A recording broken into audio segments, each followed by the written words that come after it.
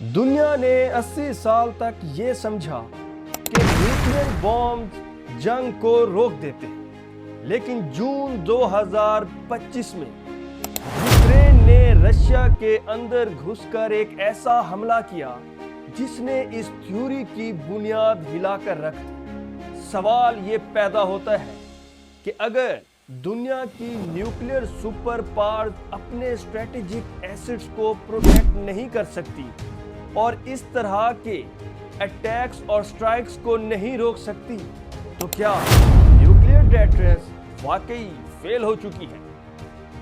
Ukraine ने Russia के अंदर हजारों किलोमीटर जाकर रशिया की एयर बेसिस के ऊपर अटैक किया। ये अटैक रशिया की एयर बेसिस पर नहीं बल्कि रशिया की न्यूक्लियर डेटर्स पे था और न्यूक्लियर डेटर्स को बहुत बड़ा चैलेंज था। न्यूक्लियर डेटर्स का बुनियादी प्रिंसिपल ये कहता है कि जिस मुल्क के पास न्यूक्लियर पावर होगी उसके ऊपर कोई भी हमला करने की हिम्मत नहीं करेगा, क्योंकि जवाब में अटैक होगा, न्यूक्लियर रिटेलिएशन होगी।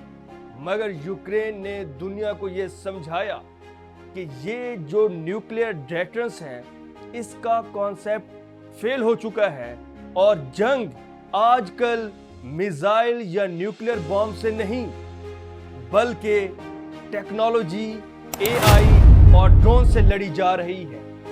चंद हजार डॉलर का ड्रोन सिस्टम बिलियन डॉलर के न्यूक्लियर बॉम्ब को तबाह कर रहा है। यूक्रेन ने यह बताया कि अब न्यूक्लियर डेटरेंस और न्यूक्लियर पावर का जो फ्यूचर है वो बहुत ही खतरे में है। न्यूक्लियर वेपन्स होने के बावजूद भी रशिया इस अटैक और स्ट्राइक को नहीं रोक सका। तो फिर यहाँ पर एक अहम सवाल पैदा होता है कि अमेरिका, चाइना, इंडिया और पाकिस्तान का फ्यूचर फिर क्या है? क्या वो अपने न्यूक्लियर एसिड्स को, न्यूक्लियर फैसिलिटी को प्रोटेक्ट कर पाएंगे? क्योंकि दुनिया मिसाइल से, टैंक से, फौजों से शिफ्ट कर चुकी है टेक्नोलॉजी के ऊपर और AI driven, AI power drones के ऊपर। तो क्या सस्ते चंद हजार डॉलर्स के जो ड्रोन्स हैं वो बहुत ही महंगे यानी बिलियन डॉलर्स के न्यूक्लियर सिस्टम को तबाह कर रहे हैं?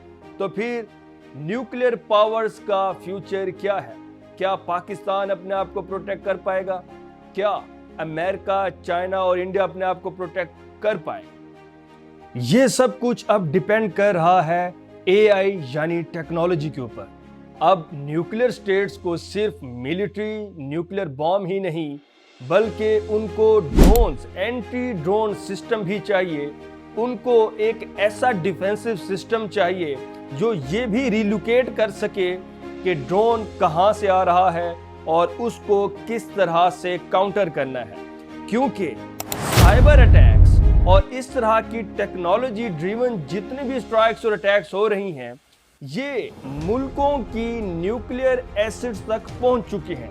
लिहाजा अमेरिका, चाइना, इंडिया और पाकिस्तान को अब सिर्फ अपनी मिलिट्री और न्यूक्लियर बॉम्ब के ऊपर रिलाय नहीं करना होगा बल्कि अपनी अप्रोच को एडवांस करना होगा और टेक्नोलॉजी का सहारा लेते हुए अपना एक डिफेंसिव सिस्टम बनाना होगा ताकि सस्ते ड्रोन्स अटैक से बचा जा सके और अपनी महंगी न्यूक्लियर फैसिलिटी को प्रोटेक्ट किया जा सके, वरना इसका फ्यूचर खतरे में है।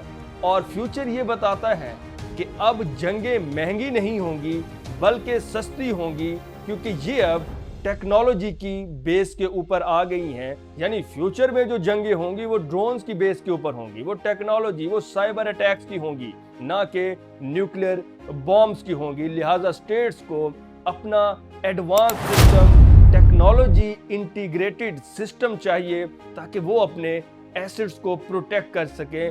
जैसे रशिया में अटैक हुआ और रशिया अपने आप को प्रोटेक्ट नहीं कर सका, इस तरह बाकी न्यूक्लियर स्टेट्स को भी ये सोचना होगा कि उनको अपने न्यूक्लियर स्टेट्स को, न्यूक्लियर एसिड्स को, न्यूक्लियर फैसिलिटीज को, न्यूक्लियर बॉम्ब्स को, एयर बेसिस को किस तरह से प्रोटेक्ट करना है।